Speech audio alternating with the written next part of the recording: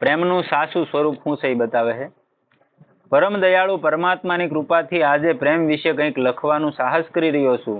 જો કે આ વિષયમાં હું પોતાને અસમર્થ માનું છું, કારણ કે પ્રેમના ખરેખરા મહિમા વિશે તો તે જ મહાનુભાવ કંઈક લખી શકે કે જેઓ ભગવાનના પવિત્રતમ પ્રેમના રસ સમુદ્રમાં નિમગ્ન થઈ ચૂક્યા હોય. પ્રેમનો વિષય એટલો ગહન અને કલ્પનાતીત છે કે જેના મર્મને વિદ્વાનો અને જ્ઞાનીઓ પણ નથી પામી શકતા. પ્રેમરસ ધારા ભક્તિ એવી છે, મોટા મોટા તજજ્ઞ હોય ને જ્ઞાનીઓ, એને ન પામી શકે. તો પછી વાણી અને કલમની તો શી વિષાદ. શેષ મહેશ ગણેશ તથા સુખદેવ નારદ વગેરે કે જેમને ભગવાનના પ્રેમીઓમાં સર્વ શિરોમણી માનવામાં આવે છે, તેઓ પણ પ્રેમ તત્વનું અમુષિત અને સંપૂર્ણ વર્ણન કરવામાં જો પોતાને અસમર્થ અનુભવતા હોય તો પછી મારા જેવા સાધારણ મનુષ્યની તો શી ગણતરી.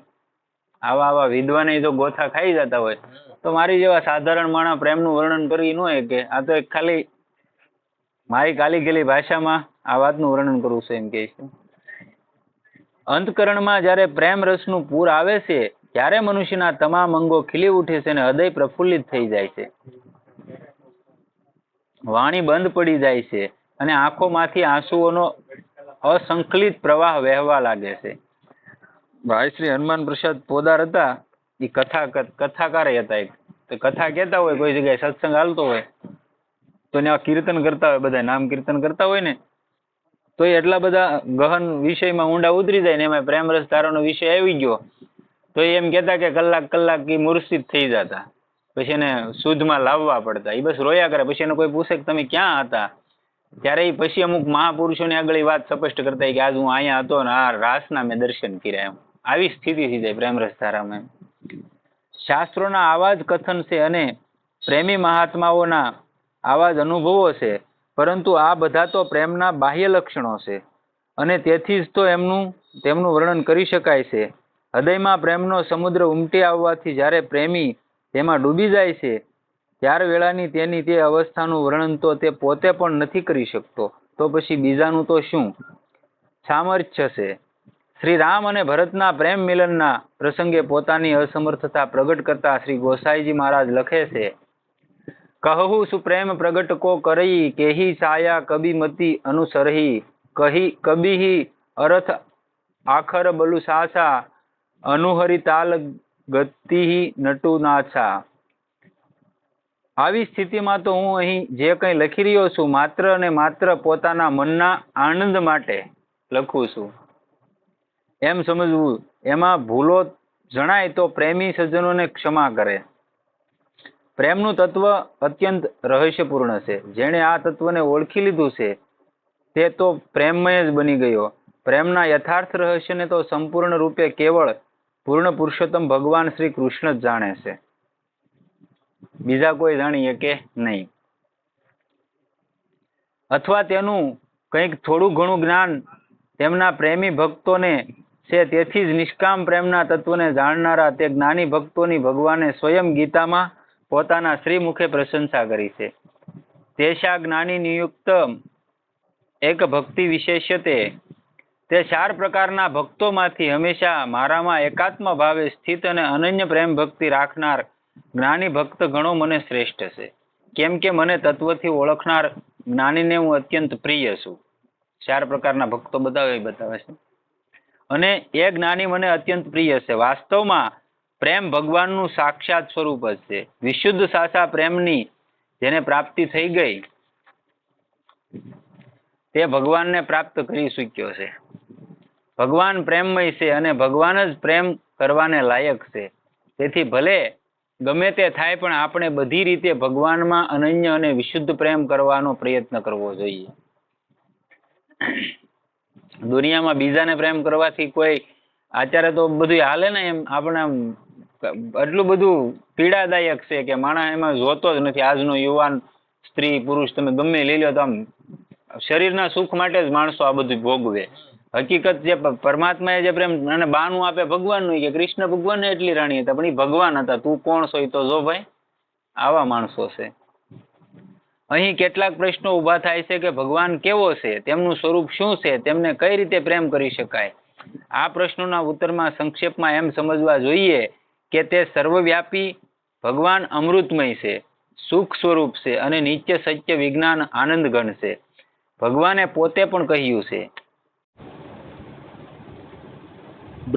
પરબ્રહ્મનું અમૃત, અવિનાશી પરબ્રહ્મનું અમૃતનું, શાશ્વત ધર્મનું તેમજ અખંડ એકરસનું આનંદનું રહેઠાણ હું છું.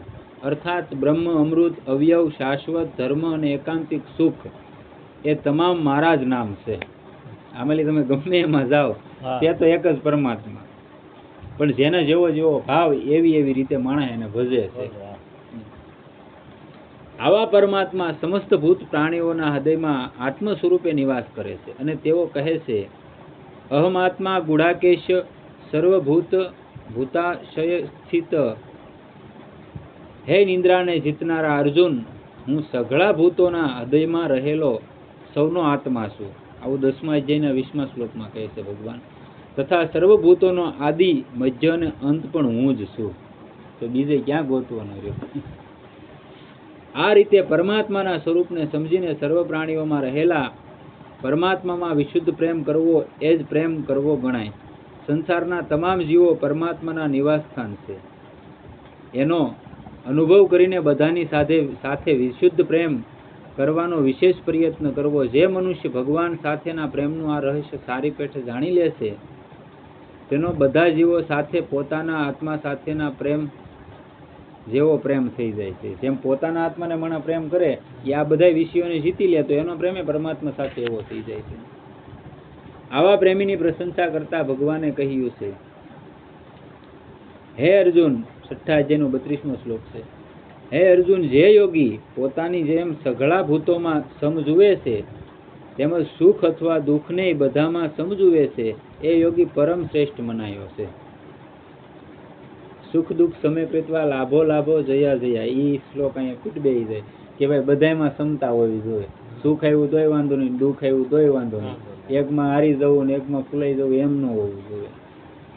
આત્મ સાદૃશ્યથી સમજવું એનો અભિપ્રાય એવો છે કે જેમ મનુષ્ય પોતાના મસ્તક, હાથ, પગ, ગુદા વગેરે અંગો સાથે બ્રાહ્મણ, ક્ષત્રિય, શૂદ્ર, મલેચ્છ વગેરેના જેવું વર્તન કરતો હોવા છતાં તે સર્વ અંગોમાં સમાન રૂપે આત્મભાવ રાખે છે. અર્થાત તે બધા અંગોમાં પોતિકાપણું સમાન હોવાથી સુખ અને દુઃખને સમાન જ જુએ છે. તેવી જ રીતે સમસ્ત પ્રાણીઓમાં સમાન ભાવે જોવું જોઈએ. આ પ્રકારનો સમત્વ ભાવ પ્રાપ્ત કરી લેનાર ભક્તનું હૃદય પ્રેમથી તરબોળ રહે છે. તે બધા પ્રત્યે કેવળ પ્રેમની દ્રષ્ટિથી જોવાનું શીખી લે છે. તેના હૃદયમાં કોઈના પણ પ્રત્યે ધૃણા કે દ્વેષનો અંશ પણ નથી રહેતો. શ્રુતિ કહે છે, યસ્તુ સર્વાણી ભૂતાનાન્યત્મવાનું પશ્યંતિ સર્વભૂતેષુ સમાત્માનમ તતો ન વિજુગુપ્સતે. ઈશોવાસ્ય ઉપનિષદનો મંત્ર છે. જે જ્ઞાની બધા પ્રાણીઓને પોતાના આત્મામાં ભેદ રહિત જુએ છે અને પોતાના આત્માને બધા પ્રાણીઓમાં જુએ છે, તે કોઈની પણ નિંદા નથી કરતો. કોઈ બીજું હોય તો નિંદા કરે ને તેની દ્રષ્ટિમાં તો સમસ્ત સંસાર એક શ્રી કૃષ્ણ સ્વરૂપ જ થઈ જાય છે. આમ પરમ તત્વ રહસ્યને નહીં જાણવાને કારણે જ ઘણું ખરું મનુષ્ય પરમાત્માને છોડીને સંસારના તુચ્છ વિષયી ભોગો તરફ દોડે છે અને વારંવાર દુઃખ પામે છે.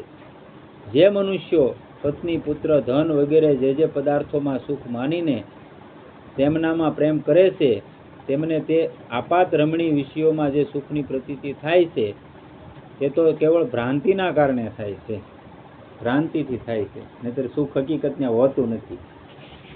એલા ગાંજવાના જળની જેમ થાય. વાસ્તવમાં વિષયોમાં સુખ છે જ નહીં. વિષયમાં સુખ છે નહીં, પણ ભ્રાંતિથી માણસ સુખ માની લે છે. પરંતુ જેમ રણ પ્રદેશમાં પાણી હોતું જ નથી છતાં સૂર્યના કિરણોને લીધે ત્યાં પાણીની પ્રતીતિ થાય છે અને તરસ્યા અરણની ભ્રાંતિથી તે તરફ દોડે છે અને અંતે નિરાશ થઈને મરી જાય છે. આપણી આ જ હાલત છે. ત્યાં સુખ છે નહીં, પણ છેલ્લે દોડી દોડીને આખી જિંદગી દોડે અને છેલ્લે મોતના મોઢામાં વયો જાય છે. બરાબર તેવી જ રીતે સાંસારિક મનુષ્યો સંસારના પદાર્થો પાછળ સુખની આશાથી ભટકતા રહીને જીવનના અમૂલ્ય સમયને વ્યર્થ જ વિતાવી દે છે અને અસલ શાશ્વત પરમાત્મા સુખથી વંચિત રહી જાય છે. પત્ની, પુત્ર, ધન વગેરે પદાર્થો કરતાં મનુષ્યને પોતાનું જીવન વધુ પ્રિય છે, કારણ કે મનુષ્ય પોતાના જીવનના રક્ષણ માટે પત્ની, પુત્ર, ધન વગેરે તમામ પદાર્થોને તજી શકે છે. મનુષ્યને પોતાના આજીવન કરતાં પણ આત્મા વધુ પ્રિય છે, કારણ કે મનુષ્ય પોતાના આત્મા માટે જીવનને ત્યજવાની પણ ઈચ્છા સેવે છે. વિશેષ પ્રકારનું કષ્ટ આવી મળતા જ્યારે જીવન દુઃખપૂર્ણ બની જાય છે, ત્યારે મનુષ્ય મૂર્ખતાપૂર્વક આત્મહત્યા કરવાના અનેક પ્રકારના પ્રયત્નો કરે છે. જીવન પછી માણસ શું થાય? હારી જાય. કેમ કે જ્યાં પોગવાનું હતું એને જે લક્ષ્ય લીધું કે ભાઈ ધનની પાછળ દોડતો હતો કે સ્ત્રી પાછળ, કોઈ પણ વિષયની પાછળ માણસ દોડતો હોય તો એ ન્યા સુધી ન પોગે અને પાછો પડી જાય તો પછી શું થાય? દુઃખ થાય અને મૂર્ખતા વશ આત્મહત્યાને એવું કરી લે છે. એ હાસા સુખની તેને ખબર છે નહીં, ખાસું પરમ સુખ પરમાત્મા પાસે છે, એટલે પછી આવો હેરાન થાય છે.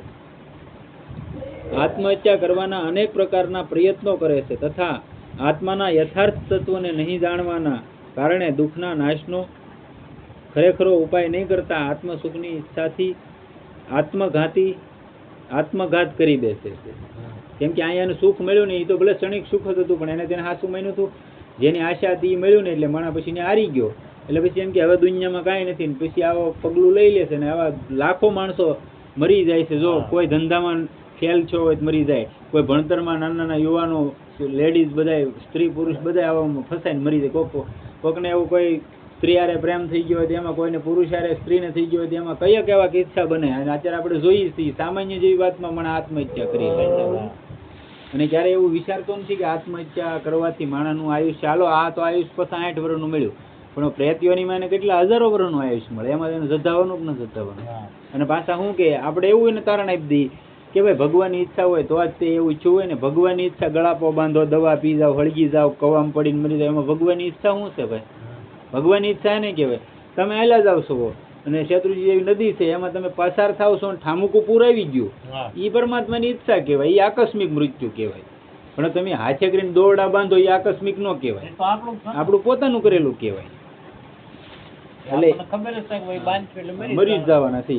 અને છતાંય તે પછી એ જે માણસ ત્યાં જાય છે એ પછી આપણે એમ કહીએ કે આવી આપણે એ ઘરમાં રહેવા ગયા તો આવી ભ્રાંતિ થાય, પણ ભ્રાંતિની હકીકત ને હેરાન થતો હોય, એટલે ભ્રાંતિ તમને થાય જ તે ને. અને એને પ્રેતયોનીમાં જવું પડે એ માણસને.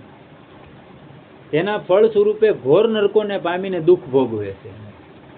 મનુષ્ય શરીર પામીને આત્મતત્વને જાણ્યા વગર જ શરીર છોડી જવું એ પણ એક પ્રકારનો આત્મઘાત જ છે. આ જીવનમાં આવ્યા હોય અને મનુષ્યનું શરીર મળ્યું હોય અને જો પરમાત્મા હું છે, હું કોણ છું, આની મને જો ખબર ન પડી હોય તો આ એક જાતનો આત્મઘાત જ છે. કેમ કે 84 લાખમાં પાછું જવાનું છે. ફેરો તો તમે તૈયાર કરી જ લીધો. આત્મઘાતીની શી ગતિ થાય છે તેનું વર્ણન કરતા શ્રુતિ કહે છે. ઈશોવાસ્ય ઉપનિષદનો મંત્ર બતાવે છે. અસુર્યા નામ તે લોકા અંધેન તમસાવૃતા તાસ્તે પ્રેત્યા ભિગચ્છતિ એકે સાત્મહનો જના. ત્રીજો મંત્ર છે ઈશાવાસ્ય ઉપનિષદનો. જે મનુષ્યો આત્મની હત્યા કરનારા છે તેઓ મર્યા પછી ઘોર અંધકારથી સવાયેલી આસુરી યોનિઓને પ્રાપ્ત કરે છે. કે જે યોની અહીંયા 84 લાખ યોની છે ને એ નહીં, બીજી યોની છે, પ્રેત યોની છે, બીજી ઘણી બધી એવી નરકોની યોનીઓ છે, એમાં એ જીવ જાય છે. ન્યાને અસંખ્ય દુઃખ પડે છે જે આત્મઘાતી માણસ હોય. આ તત્વ રહસ્યને સમજીને મનુષ્યએ આ અજ્ઞાનવશ થતા આત્મઘાતથી બચવું જોઈએ. ગમે એવું દુઃખ પડી જાય, ગમે એવી તકલીફ થઈ જાય, આપણું ને શાસ્ત્રોનું એવું કેવું છે, મહાપુરુષોનું એવું કેવું છે, ક્યારે હારીને આત્મહત્યા તો નહીં જ કરવાની. તમારી માથે ગમે એવું કેમ થઈ જાય, પરમાત્મા એકવાર તો તમને બહાર લાવે તે પરમાત્માનો ભરોસો લઈ લેવાનો. અને આત્માની ઉન્નતિ તથા મુક્તિ માટે તે પરમપિતા પરમેશ્વર સાથે પ્રેમ કરવો જોઈએ. આને હાસો પ્રેમ કહેવાય. કે જેવો બધાના આત્મા છે, પરમેશ્વરમાં પ્રેમ થવો તેને જ સંસારમાં પ્રેમ થવો ગણાય. અને સંસારના સઘળા પ્રાણીઓમાં પ્રેમ હોવો એને જ ભગવાનમાં પ્રેમ હોવો કહેવાય છે. બધા જીવોમાં પ્રેમ હોવો જોઈએ, કારણ કે સ્વયં પરમાત્મા જ બધાના આત્મા રૂપે બિરાજમાન છે. તે તો બધામાં ભગવાન. જો વૃક્ષમાં તો કે પીપળામાં હું છું, પ્રાણીઓમાં તા કે સિંહમાં હું છું, મનુષ્યોમાં તા કે રાજામાં હું છું, તમે બધી જીવલીઓ પક્ષીમાં તા કે ગરુડમાં હું છું. બધામાં એક એક જગ્યાએ ભગવાન એમ દર્શાવેલા છે. બાકી તો જીવ માત્રમાં પરમાત્મા છે, પણ એમાં આના અંશ રૂપે એમાં બિરાજમાન છે. રાજામાંય તેમ કે ભાઈ એમાં હું છું. બાકી તો હંધાય જીવના અંશમાં પરમાત્મા બિરાજમાન જ છે. બધા સાથે પ્રેમ કરવાનો સરળ ઉપાય છે સ્વાર્થનો ત્યાગ કરીને સેવા કરવી. સ્વાર્થ શબ્દથી માત્ર પત્ની, પુત્ર, ધન વગેરેને જ સમજવાના નથી. માન, મોટાઈ, પ્રતિષ્ઠા, કીર્તિ, સુંદર લોકની પ્રાપ્તિ વગેરે સર્વ કાંઈ સ્વાર્થના અંતર્ગત છે. આ બધું સ્વાર્થમાં જ આવી જાય. તો તમને માન, મોટાઈ મળી ગઈ. અગર ઘણા એમ કે સ્વાર્થમાં માત્ર પત્ની, પુત્ર અને ધન એટલી વસ્તુ નહીં. આ બધી તે સ્વાર્થમાં જ આવી જાય. તમને માન, મોટાઈ મળી ગઈ, પ્રતિષ્ઠા મળી ગઈ, કીર્તિ મળી ગઈ, સુંદર. ચાલો ભાઈ, સ્વર્ગલોકની પ્રાપ્તિ કરવા માટે તમે મહેનત કરો તો તમારો સ્વાર્થ જ છો ને. ત્યાં જઈને સુખ જ ભોગવવાના છે. ન્યાલી ફૂટી જાય એટલે પાછું અહીંયા આવવાનું છે. સ્વર્ગમાંથી મુક્તિ કોઈ ન મળી જતી. એટલે આ બધા સ્વાર્થના અંતર્ગત છે. પ્રેમ મૂર્તિ પરમાત્મા સાથે કેવળ પ્રેમ ખાતર જ પ્રેમ કરવો જોઈએ, તેમની સેવા કરવી જોઈએ. જે મનુષ્યો પરમાત્મા સાથે પ્રેમ કરવાનો પ્રયત્ન કરે છે તે પ્રેમી મનુષ્યોની અત્યંત નજીકમાં જ પ્રેમ સ્વરૂપ પરમાત્મા છે. વિશુદ્ધ પ્રેમમાં આકર્ષણ કરવાની જેટલી શક્તિ છે તેટલી ચુંબક વગેરે કોઈ પણ પદાર્થમાં નથી. વિશુદ્ધ આ શુદ્ધ સાત્વિક પ્રેમ હોય એમાં જેટલી પરમાત્માને આકર્ષણ કરવાની શક્તિ છે ને એટલી ચુંબકમાં નથી. ચુંબક વગેરે પદાર્થો તો માત્ર જડ વસ્તુને જ ખેંચે છે. તે પદાર્થો ચેતનને ખેંચી શકતા નથી. ચેતનને ન ખેંચીએ કે જડ વસ્તુને ખેંચીએ કે સમક્ષ લોખંડને જ ખેંચીએ કે આપણને કહીએ કે નહીં. પરંતુ પ્રેમ એક એવું વિલક્ષણ ચુંબક છે કે જે સાક્ષાત ચેતન સ્વરૂપ પરમેશ્વરને પણ ખેંચી લેવાનું સામર્થ્ય ધરાવે છે. ઈશ્વરને પણ ખેંચી લે. એની તો પ્રત્યે પ્રેમ થઈ ગયો એને આવવું પડે ખેંચાય. મિત્રો, ભગવાન તો અમૂલ્ય વસ્તુ છે. જો કે તેમની પ્રાપ્તિની ખરેખરી પૂરી કિંમત આંકી જ ન શકાય. તેમ છતાં પ્રેમીને તેઓ ખૂબ જ સસ્તા ભાવે મળી જાય છે. બીજા એક ભક્તિમાં જ પ્રેમ આવી જાય તો પ્રેમી માણસને ભગવાન હાવ સસ્તા મોલમાં મળી જાય. એને વધારે કાંઈ નથી કરવું પડતું. એમ મનુષ્ય જ્યારે ભગવાનના પ્રેમમાં મસ્ત થઈને પોતાની જાતને શ્રી ભગવાનના પાવન શરણો પર ન્યોછાવર કરી દે છે, ભગવાનનો પ્રેમ પામવા સ્વાભાવિક રીતે જ અત્યંત ઉત્સાહપૂર્વક પોતાના પ્રાણ છોડવા તૈયાર થઈ જાય છે, ત્યારે ભગવાન તેના પ્રેમથી આકર્ષાઈને પ્રત્યક્ષ પ્રગટ થાય છે. પ્રહલાદ માટે થાંભલામાંથી અને ગોપીઓ માટે વાંસળી વનમાં ભગવાનના પ્રગટ થવાની કથાઓ પ્રસિદ્ધ છે. શું આ રીતે ભગવાનની પ્રાપ્તિ થવી એ સસ્તો સોદો નથી? ક્યાં આપણે અને ક્યાં શુદ્ધ સચ્ચિદાનંદ પરમાત્મા? અરે તુચ્છ પ્રાણના બદલામાં પરમાત્મા પ્રાપ્ત થઈ જાય તો બીજું શું જોઈએ? એક આપણા પ્રાણના ઓલામાં જો પરમાત્મા પ્રાપ્ત થઈ જતો હોય તો માણસને બીજું જોવે શું? કોઈ કવિએ કહ્યું છે, જો ચીર સાટે હરી મિલે તો તેહી લીજે દોર, ના જાનો યા દેર મેં ગાહક આવે ઓર.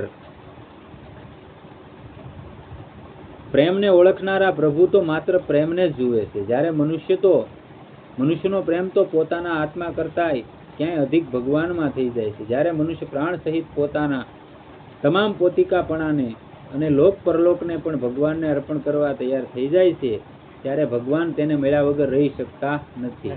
મળી જ જાય છે. પણ હા, પ્રેમ સાચો હોવો જોઈએ. જૂઠા પ્રેમથી તેમને કોઈ રીઝવી શકતું નથી. પ્રેમે અંદરથી જાગૃત થવો જોઈએ, ખોટો ઢોંગ નહીં કરવાનો. કૃષ્ણ કૃષ્ણ સબ કહે, કૃષ્ણ કૃષ્ણ સબ હી કહે, ઠગ ઠાકુર ઓર ચોર, બિના પ્રેમ રીજે નહીં પ્રેમી નંદ કિશોર.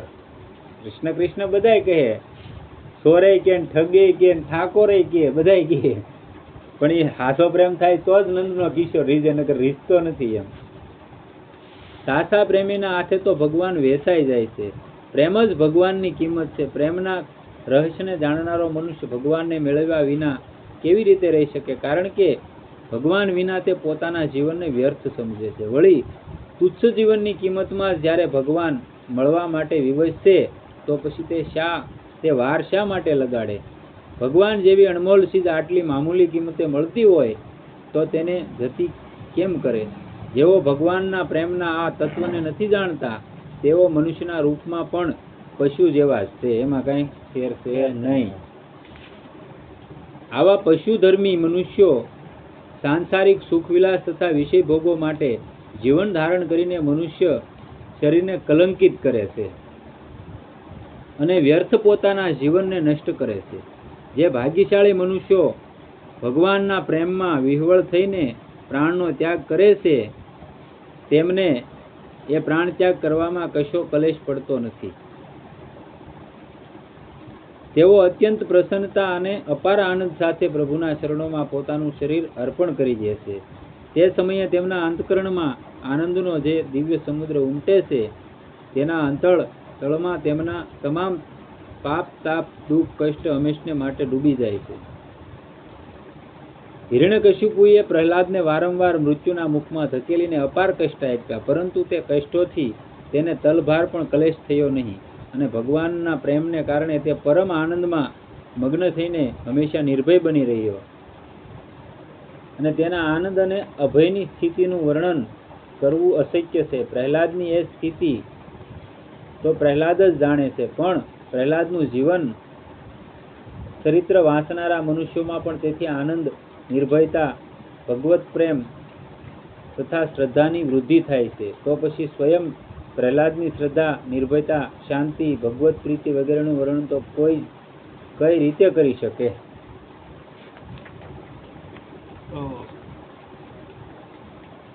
સદગુરુદેવ કી જય. ઓમ સહનાવવસ્તુ સહનો ભુનસ્તુ સહ વીર્યં કરવાવહે તેજસ્વિનાવધીતમસ્તુ મા વિદ્વિષાવહે. ઓમ શાંતિ શાંતિ શાંતિ. અસતો મા સદગમય તમસો મા જ્યોતિર્ગમય મૃત્યુર્મા અમૃતગમય. ઓમ શાંતિ શાંતિ શાંતિ. સદગુરુદેવ કી જય. કૃષ્ણ કનૈયા લાલ કી જય. રામચંદ્ર ભગવાન કી જય. સોમનાથ મહાદેવ કી જય. પવનસુત હનુમાન કી જય. નમઃ પાર્વતી પતે હર હર મહાદેવ.